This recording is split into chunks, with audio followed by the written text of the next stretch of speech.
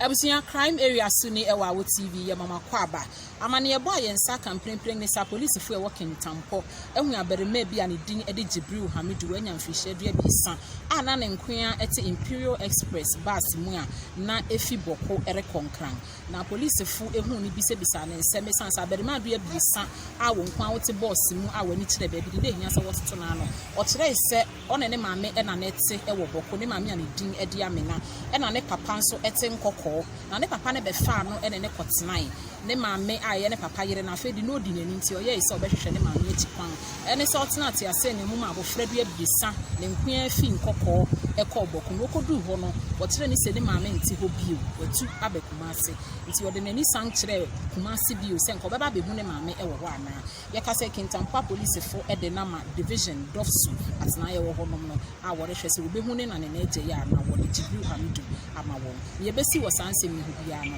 ye mfe nkum so bia e mammo ene hwa adehye crime area on Awo TV.